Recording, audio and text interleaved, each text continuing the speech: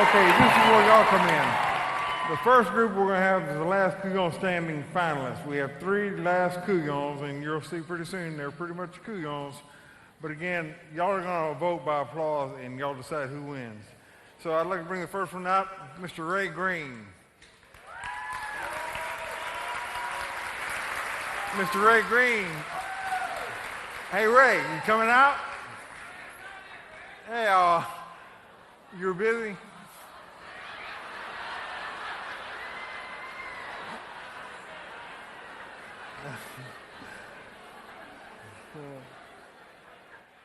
My name is Ray Green. They often call me the Metallic Age Raconteur, which means I'm not a comic. I just like to tell funny stories. I'm very delighted to be here tonight because I almost wasn't.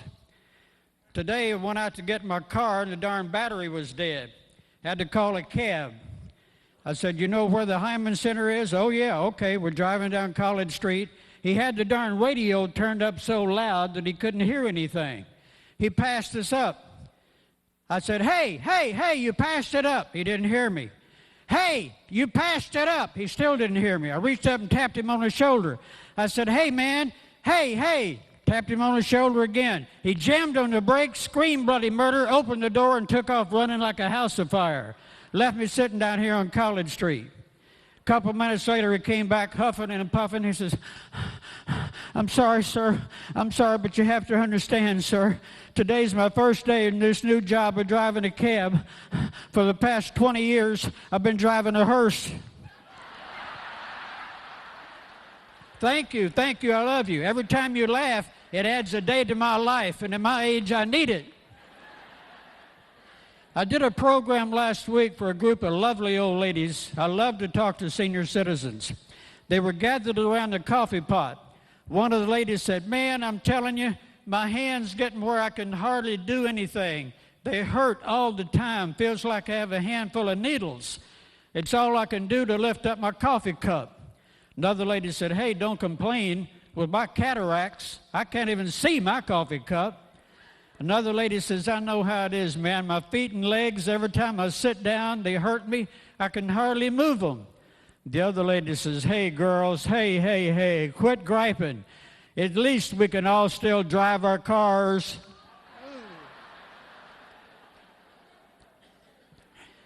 Hey, do we have any veterans here tonight? Come on, veterans, stand up. Maybe you're like, come on, stand up. Don't be bashful. Come on. Only one, come on. Come on, stand up. Come on. Let's give them a real Louisiana thank you for their service. Thank you, and God bless. Thanks a lot, ladies and gentlemen. If anybody deserves our applause and our thanks, it's these people. I'm a veteran also. When I first came back from Korea about 50-some-odd years ago, I was a nervous wreck. Man, I'm telling you, my nerves were shot. The doctor says, Ray, here's what I want you to do. I want you to go someplace where all you have to do is sit, sleep, eat, and rest. Don't do a thing, you understand? Don't want you to do anything. I said, okay. So I decided to go up in the boondocks, because I'm from Arkansas originally. Thank you, Woo Pig Suey.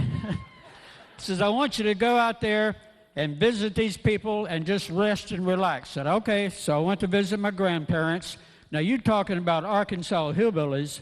These people didn't have electric lights. They didn't have running water.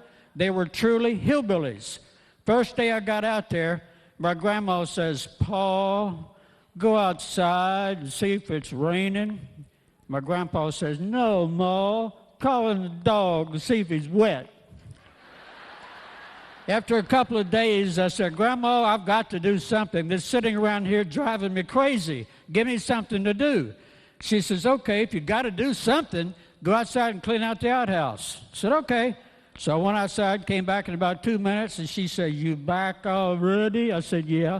What was that big noise I heard? I said, that was just me. I did it the way we did overseas out in the field. I just tossed a hand grenade in there and blew it apart. She said, son, your grandfather was out there. We went out there and looked, and here's Grandpa climbing up out of that mess, and he had it all over him from his head to his toe, wiping his face. He says, golly gee whiz, I sure am glad I didn't let that one in the house. Little John, thank you. You added another day to my life. Little Johnny comes home from school one day, and he walks in the living room and doesn't see his mother. He hears a noise coming from upstairs. He sneaks up the stairs, and he sees a strange man in there talking to his mother. He didn't want to be seen, so he jumps in the closet.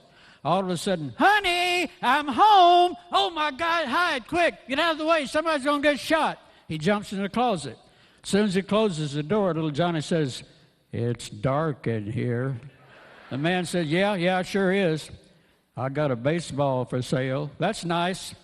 My daddy's downstairs. Okay, kid, how much you want for your darn baseball? $500. What? $500 for a baseball? You're crazy. My daddy's downstairs. Okay.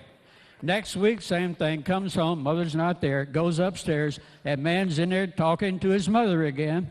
He jumps in the closet, and again, honey, I'm home. Oh, my gosh, he took off early again. Quick, hide, jump in the closet. Jumps in the closet, closes the door. Little Johnny says, it's dark in here. Yeah, it sure is. I got a baseball glove for sale. Yeah, okay. My daddy's downstairs. Okay, all right, kid, how much you want for the darn glove? $500. $500? You're out of your mind. My daddy's downstairs. Okay. So he takes it. That weekend, the father said, Johnny, grab your baseball and your glove, run outside, and let's play some catch. I can't. What do you mean you can't? I sold it. You sold it? Okay, how much did you get for it? $1,000. $1,000? That's highway robbery. You ought to be ashamed of yourself, the very idea, charging somebody $1,000 for a baseball and a glove. Tomorrow when we go to church, I want you to tell the preacher what you did, and I hope he really rakes you over the coals for that. Next day, go to church. They sends him into the preacher's office. He goes inside, closes the door. The preacher comes in. It's dark in here. Don't get ahead of me. The preacher says, now don't start that crap again. In a few minutes, you're going to be privileged to hear one of the funniest women in the United States, Mama Thibodeau. And she is funny. She and I go to church together. For the past 10 years, she does go to church. Hey, I love you. For the past 10 years, she's been putting $1 a week in the collection plate. But for the past 3 weeks, she's been putting in $1,000. I said, Momo, what in the world? Did you strike oil? Did you win the lottery? What happened? She says, no, but I have a lovely grandson who's just gone into business for himself, and he's very successful. I said, he must be. Yes, he sends me a lot of money every week. What kind of business does he have? Well, he's very successful. He's a veterinarian. A veterinarian? Yes. He owns 2 cat houses in Las Vegas. I got a friend here in Lafayette who owns a jewelry store. He tells me this story about the guy comes in with this good-looking gal a couple of weeks ago, and he said, sir, you see this lady is a very lovely lady. Now, I want to buy something for her befitting her position in life. Now, I don't want anything cheap. I want something good, the best you got. Brings out a plate of rings. How much are the rings? About $2,500. Sir, you didn't hear me. I said, I want something befitting this lady's position in life. She's beautiful. I want something that'll make her look good. Now, if you don't have it, I'll go somewhere else. Okay. He brings out another tray full of rings. How much are these? $10,000. Now you're talking. Hold that aside. Now, I want a good-looking bracelet to go with it. Bring out some best you got. Brings out the bracelets. How much are these? They cost you about $20,000. Sir, again, what am I going to have to do? I want something good. He brings out another tray. $100,000. Now you're talking $100,000. Okay, you see something you like? She says, well, yeah, I like this one. Set it aside.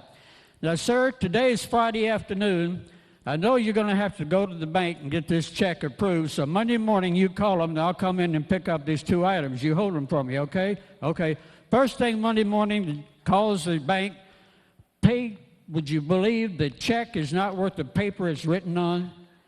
Man, it's so hot it bounced all over the place. He calls the guy on the telephone. He said, "Sir, do you have any idea I am insulted? The very idea that check you wrote me isn't worth the paper it's written on." He says, "I know that. I know that. But, sir, do you have any idea? Can you imagine in your wildest imagination the good time that I've had this weekend?"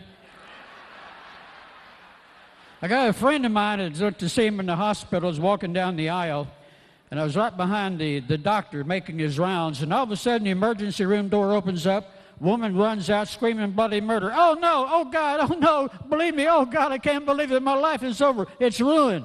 The doctor says to the nurse, "What's wrong with her?" Would you believe that young doctor we just hired just got through telling that 75-year-old woman that she was pregnant? Oh, my God, we're going to be sued. He walks in. "Young man, I've seen some doctors do some stupid things, but this takes the cake. How dare you tell that 75-year-old woman that she was pregnant?" He doesn't even look up. "Well, at least you don't see her with the hiccups anymore, do you?" Listen, people, it pays to have a positive attitude, but this is serious. This company where this man worked, every time they'd have a break, lunch break, before and after, they would all get together and they'd tell about the horrible stories of the day.